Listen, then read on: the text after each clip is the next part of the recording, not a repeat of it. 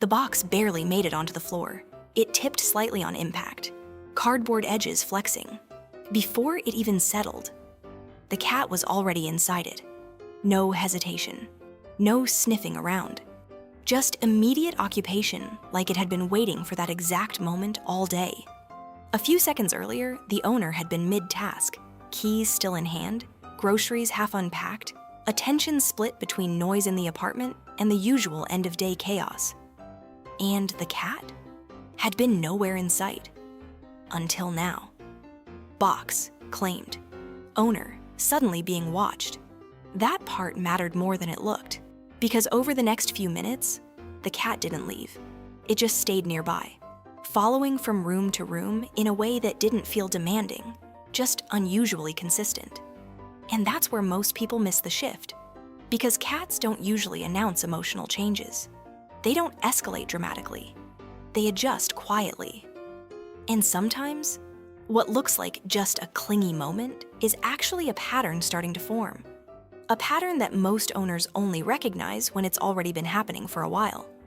So the real question becomes, when a cat starts behaving differently like this, what are they actually trying to communicate?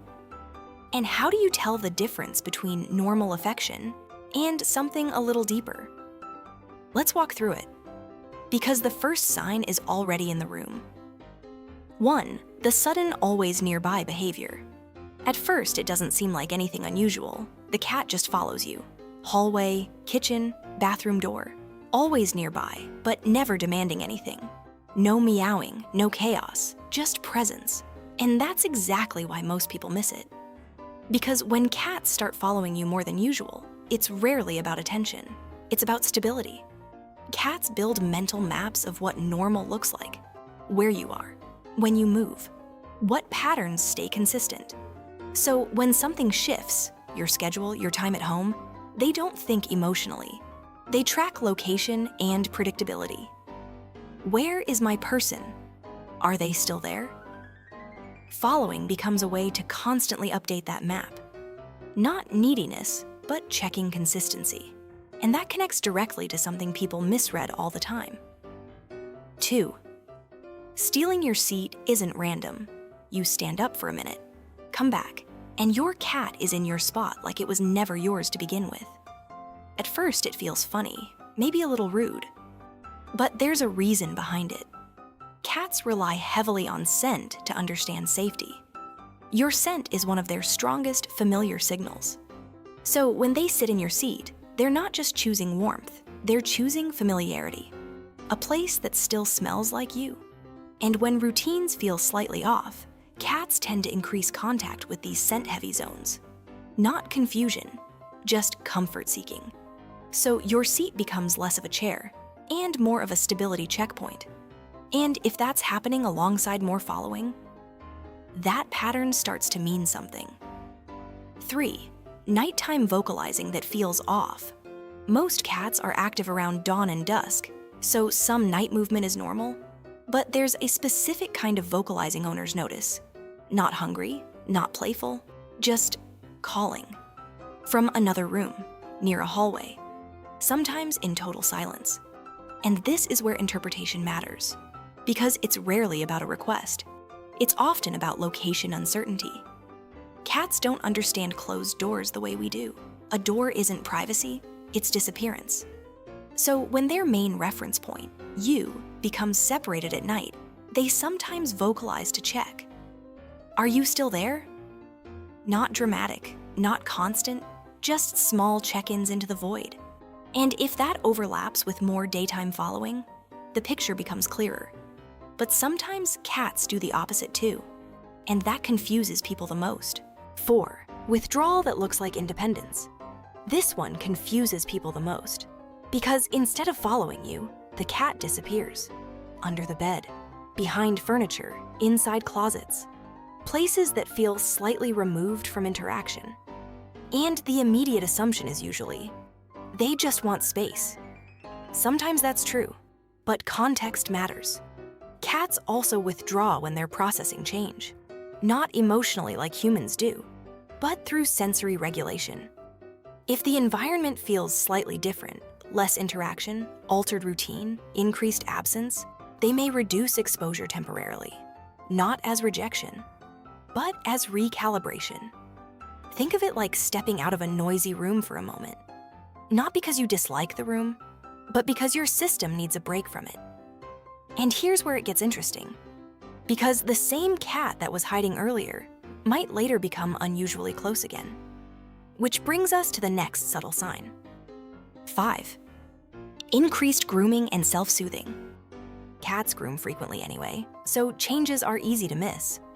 But when grooming becomes more repetitive, same spots, longer sessions, it can shift from maintenance to regulation. Grooming releases calming neurochemicals. It helps cats settle themselves when something feels off internally. Not always stress, not always illness. Sometimes just emotional imbalance in routine. Now, it's important not to overinterpret this alone. Medical causes always come first. But behaviorally, when grooming increases alongside other subtle changes, closeness, vocalizing, withdrawal, it becomes part of a broader pattern. And that pattern is usually not about one big emotional trigger.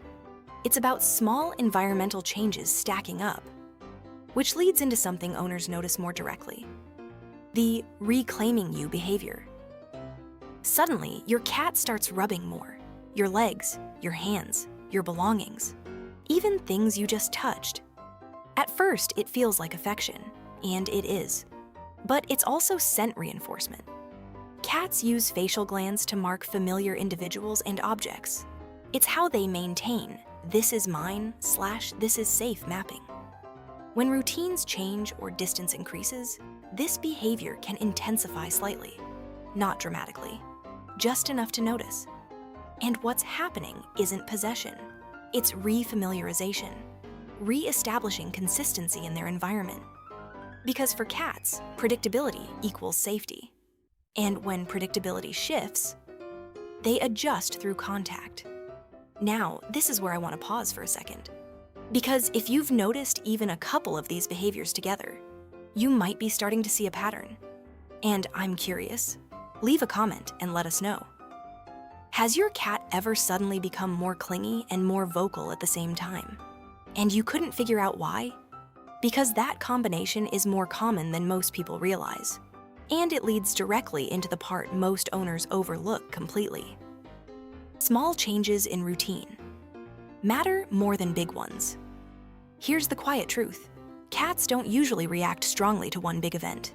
They react to shifts in rhythm, work hours changing, less time in shared spaces, different arrival times, subtle reductions in interaction.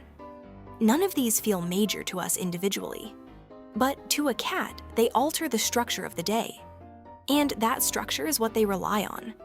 So what gets labeled as loneliness is often something more subtle: disrupted predictability, which explains why the same cat might seem fine one week and noticeably more attached the next, without anything obvious changing. Because the change wasn't dramatic. It was gradual and cumulative from the beginning. That cat in the box didn't care about the box. It cared about what changed around it. When routines shifted slightly, it started staying closer, following more, just small check-ins. Nothing dramatic, just adjustment. And when things settled again, the behavior faded. So when your cat gets suddenly closer, it's not always a problem. It's often just information, a quiet way of keeping the world familiar. Well, I should probably go. My cat just climbed into a box I was using and is now watching me like I'm the one interrupting his schedule. FurEver.